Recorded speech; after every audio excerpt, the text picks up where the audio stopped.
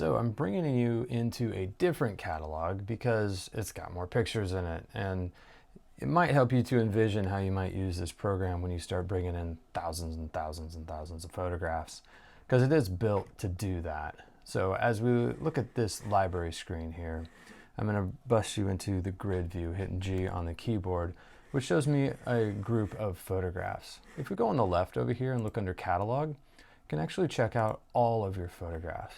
And that's going to be all of your pictures. Some that you want people to see and some that you don't want people to see. Hey, there's my son and my daughter doing something weird. No, oh, this is Easter. That's what's going on. Anyway, you've got what's known as a quick collection in here, which I'll talk about in a moment, and it refers to the way that we can collect pictures here.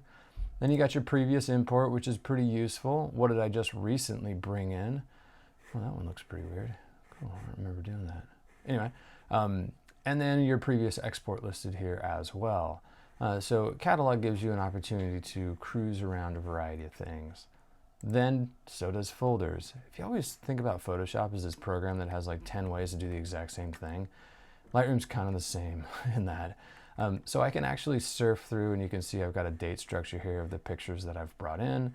It's rather prolific in 2012, as well as, you know, year structures and whatever. Let's clip those down.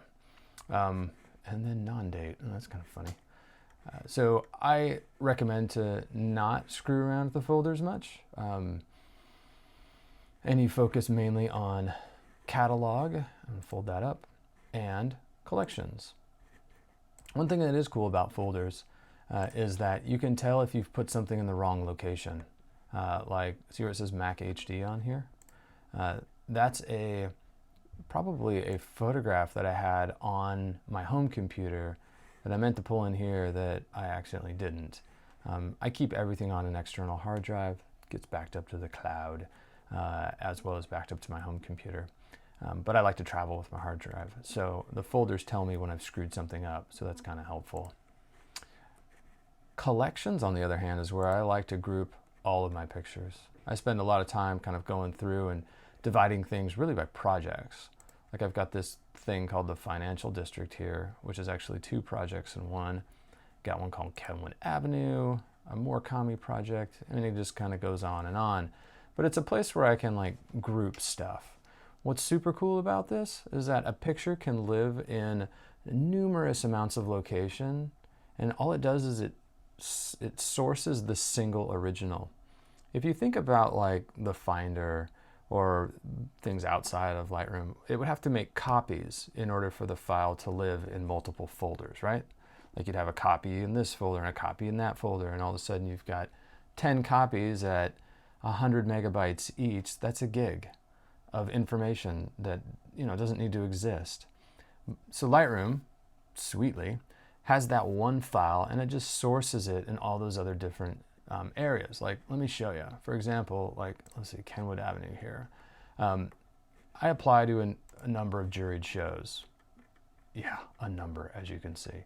And each one of those juried shows, I like to remember what I submitted. So like, this is the 2015 Andy Adams request, and that's what I gave him. Now, this picture right here is being sourced out of my main catalog. It's not a duplicate of that picture. And this one, hey, there's that same guy. It's a duplicate. It doesn't actually duplicate the original, it just points to the original. So it doesn't cause extra file space to be in. There he is again, he's everywhere. Yeah, I use that picture all the time. Barcelona, hey, there he is again. I mean, you get the idea that it can live in many places and not cause more file storage, which is awesome. That only takes place in the collections. In order to create collections, there's a couple different things that you can do. You can see this one's got a shoebox, and this is like a stack of pictures. So the shoebox, you actually can't drag photographs into. Like I can't take this dude and drag him into, go into the shoebox. No, it wants you to drag it on top of a chunk of photographs.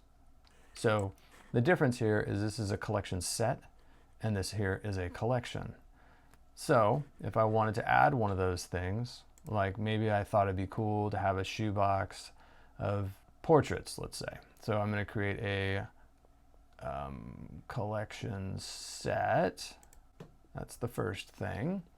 And maybe I will call this portraits. And we're going to pop that, not in the juried shows, but just probably within that 35mm one right there. Great. So it is, portraits. Now, same thing. I can't drag anything in there, so it seems kind of useless. But if I add a collection, create a collection, and then I'll call this, or people in suits, let's say people in suits.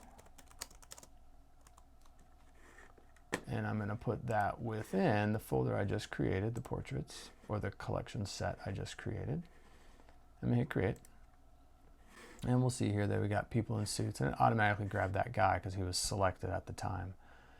If I go back to, looking at a variety of pictures, let's go to maybe back in my collection to all photographs here.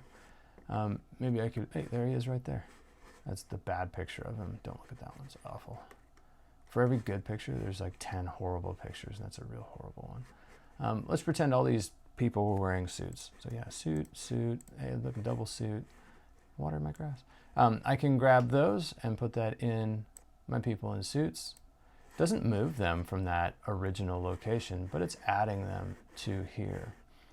It's just a cool way of working, that I can have different ways of finding that single image right there.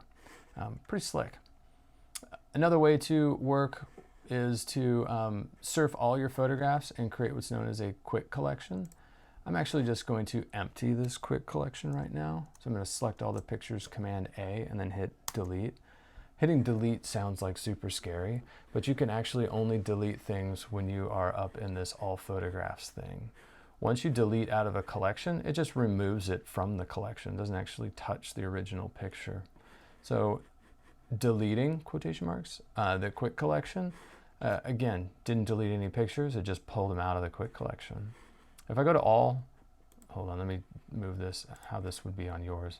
Your quick collection will have a plus next to it, which means that you can add photos to it quickly. I'll show you how in a second. But if I go to all photographs with the intention of adding things into a quick collection, maybe I'm like, yeah, I want bearded guy in there, quick collection. There it goes. It listed it as one.